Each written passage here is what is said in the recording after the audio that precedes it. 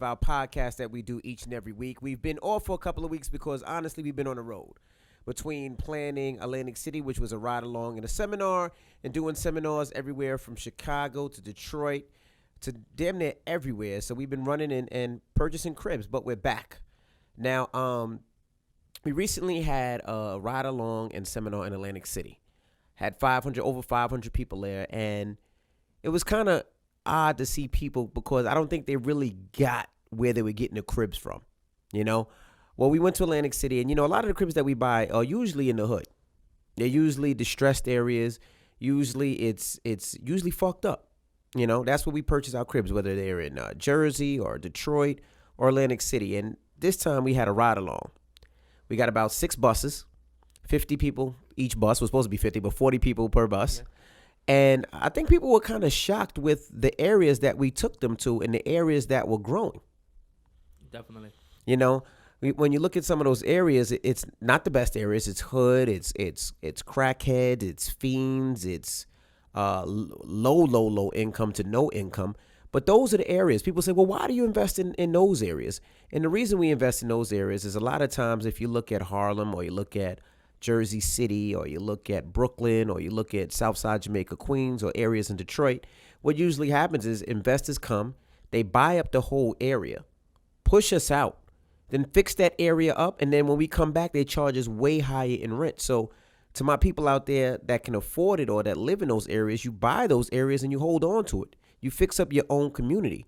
So when we were in Atlantic City this weekend, we took a lot of people to a lot of those areas. I mean, shit was fucked up to the point one dude, he was out there with a chain. You remember that guy? He had a crutch and a chain. He had a crutch and a chain. You know the chain that you use to close and to tighten the gate. And he was swinging the chain. This is my block. I'm not getting rid of my block. But sometimes that's what you have to go through. So we asked sometimes, Cesar, what's kind of like the worst thing that you've seen looking at a home and trying to possibly purchase a home? Say, just like that situation, just the area. At the end of the day, once you got to think about it in a way where, all right, I buy this one particular property and I come in there, I fix that property. The next thing you know, the neighbor next door might be like, oh man, look how his property looks. Right. You know what I mean? So I could do the same thing. And then little by little, the whole block changes. The whole neighborhood changes. Right. But somebody has to go in there and, see the bigger picture. Correct. Be able to dream. Yeah. And see what it is. Because right now you could go on that particular block and buy 20 houses for, $200,000. Right. Right. And you change the whole area because that guy's out there. Oh, yeah, it's my block. But you know what? Like what we should have told them, yeah, this is your block, but guess what?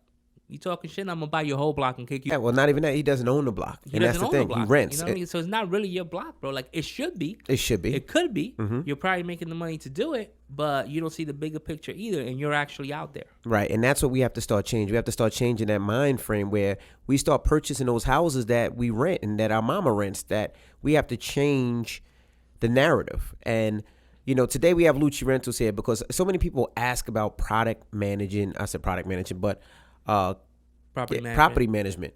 So let me ask you a question. So when you first got into the real estate, why did you decide to use your brother as a property manager? Because he had no experience. It's not like he went to school for property manager or anything like that, but you gave him a shot. What made you say, you know what, I'm going to give my brother a shot? Well, my brother, I'm too nice, right? Mm-hmm. So if a tenant comes to me and tells me their problems or what they're going through, I feel bad. Okay. My brother's an asshole, right? That is true. That is true. He's an asshole and he's a harasser. Mm-hmm. So he'll harass you so much. I ask our family members, they wanted to, and he's a harasser. Mm-hmm. So he'll harass you so much that you're gonna want to pay him because you don't want him bothering you. Okay. Just don't let him borrow money because then he don't like paying. But he's perfect to collect money from everybody. And he's just like me. We're both hustlers. Mm-hmm. And we're both people person. Right. Like, we're good with people, and that's pretty much one of the whole reasons. 'Cause at the beginning, when I had 2-3 houses, it was cool. I could do it myself. But at the end of the day, he's my brother. I could help my family, and we all help each other, and the business grows. Right. and I knew he was meant to do this. So how did you start off with him at first? Was it a one building? Was it two buildings? Was it three buildings? Like, what was the start of it? We actually first I had a 2-family, Mercer Street in Patterson. He started managing that one. We had a 3-family on Presidential Street. So, like I said, the first couple years I was still learning the business. So I still didn't explode or expand as much as possible. Right. Till year 2 when I learned about private financing and leverage. Uh-huh. And once that happens, we went from having 4 or 5 houses to having 20, 30 houses. All right. Now, Lucci, like that. You started property managing. Now, how did you get the knack of property management? Because it's meeting a lot. It's not just picking up rent. So what does your job consist of? Well, it consists of a lot of things. Into the mic. Mm-hmm.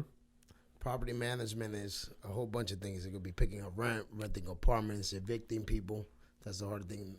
Maintaining the property, making sure the property's kept every month, cutting the grass, snow removal, and repairs, making sure all the repairs get done. Now, how did you learn this? Because, like I said, there is school for property management, but you didn't go to school for it. So how did you learn how to manage people and to manage properties and to get people in, get people out? That's the first thing people say. Well, how do you get people in the properties? So how did you learn?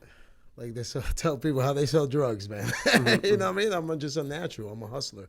You know, I've been a people's person, like my brother said, and I'm just good at what I do. Anything I touch, I put 100% into it, and then I just go from there, Now, when it comes to property management, you manage over how many properties now? Right now, about 1,200. 1,200 properties. You 100 of mine, 1,000 of Caesar's, Fernando's, 600. You have so many properties. So how do you maintain all those properties? Because, you're only one person. Well, I'm just everybody has a gift at me, I'm good at what I do, and I just been doing it so long now, I have a system. I have workers too, that help me out, cousins, relatives that are under me. And then I have a system, it's called AppFolio. It's very good. It's a property management software you can buy online, and then, you keep all your tenants records, or the payment, and all that stuff online, Right. Now, when it comes to store it. When it comes to property managing, now, how do you find tenants? Like, what's the process of getting a tenant into your building or unit or house? Well, I started off, believe it or not, with Instagram. So I've been on the gram over 10 years. They always delete my damn pages, but that's another story. But I've been advertising my apartments since after MySpace. I went to Instagram, and then when Cesar gave me the opportunity, I used to put all my apartments on there, and then I met the people, and then I fill them out. Now, when you fill somebody out, let's say you get a respective person that wants to come in, and they're saying, "Hey, I want to rent this apartment." So, what's the process from there? Well, first I meet them. I tell them to meet me at the party. We'll get to meet each other, and then I tell them this application check they got to do. We do a background check. Now, what's on a background check? What are you looking for in a background check? The background check, I don't care about criminal records. Okay. I don't discriminate on nobody. I was not a great guy growing up. I did my time, so I don't discriminate on criminal records.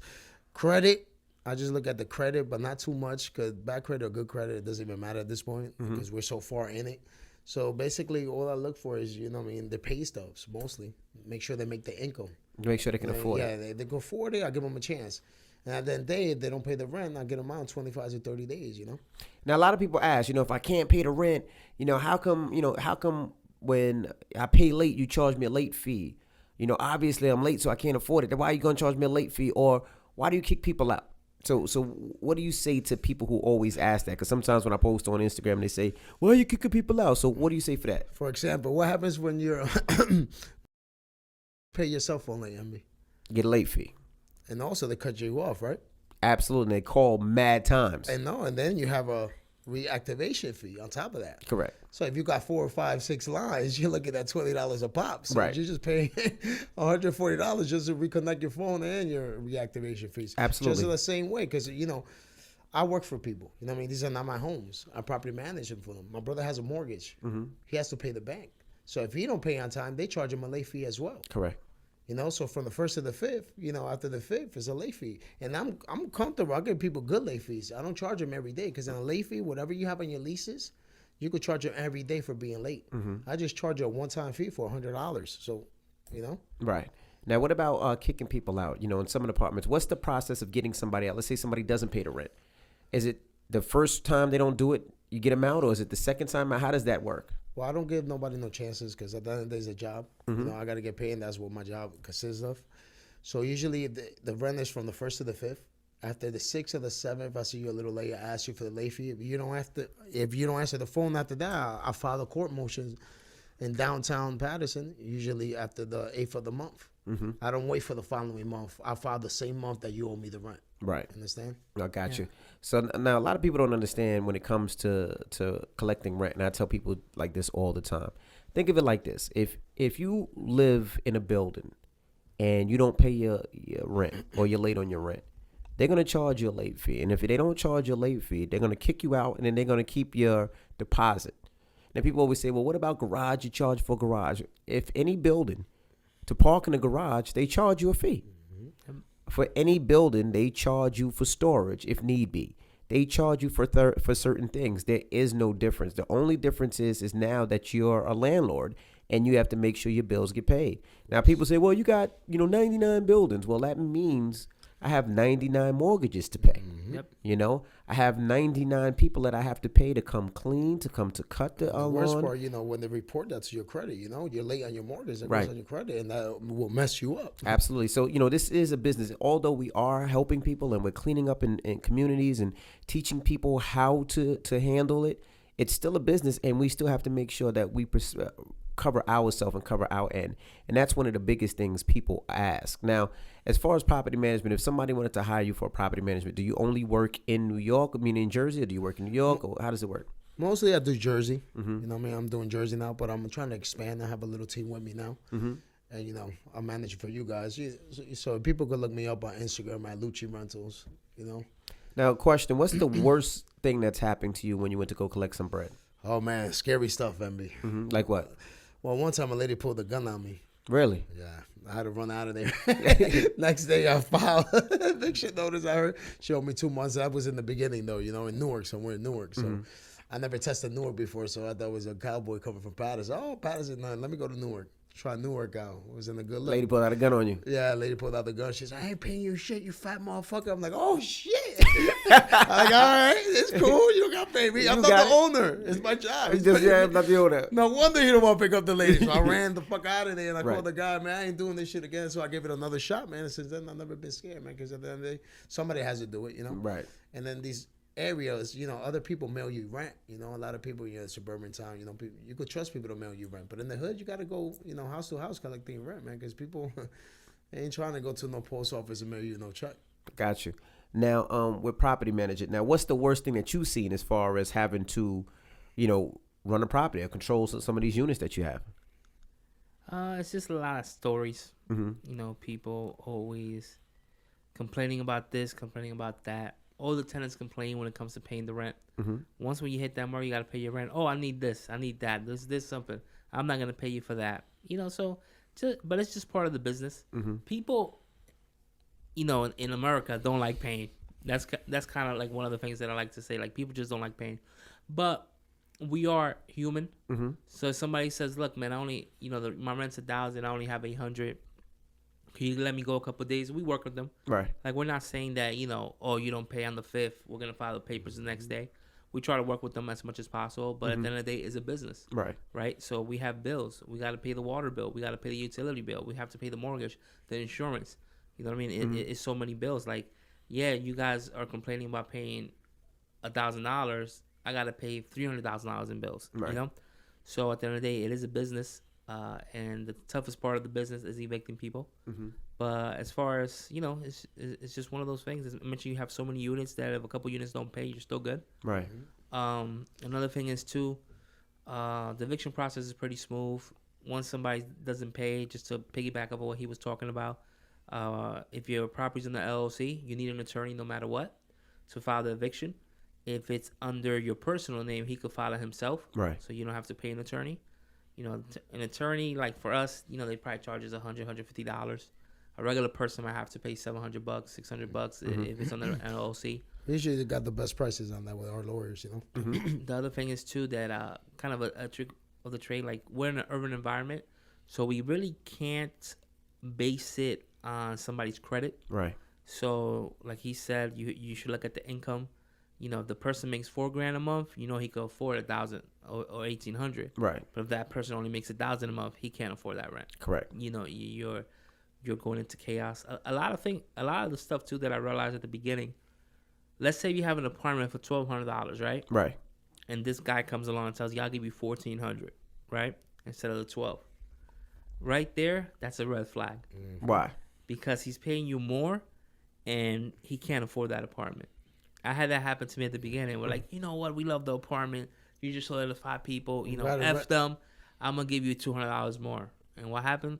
2 months later, I'm evicting the guy. Rather take the person with the least rent because you know they're guaranteed it. But their income's more. Right. Like, you can't, you know what I mean? You got to be smart sometimes. Oh, yeah, this guy's going to give me more money, but he has more debt.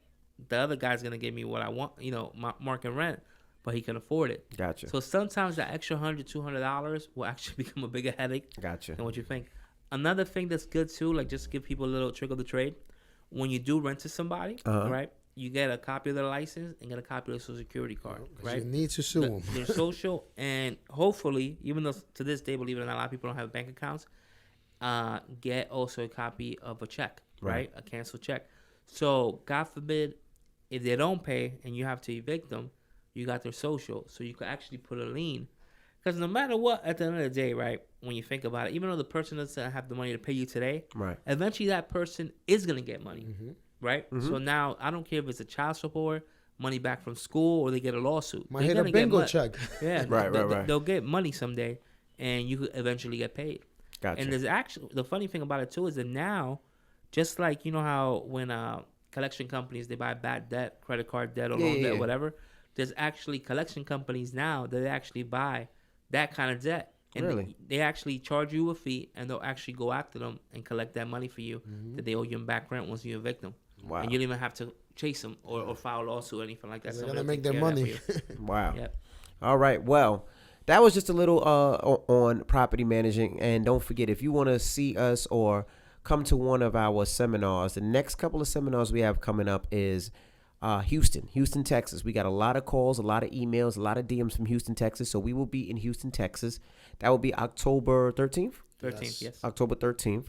And then in November, we will be in Atlanta, coming back to Atlanta. Last time we were in Atlanta, we had over 1,000 people there. We got a lot of calls from Atlanta. So don't worry. Next year, we're setting up where we're going to try to touch every market.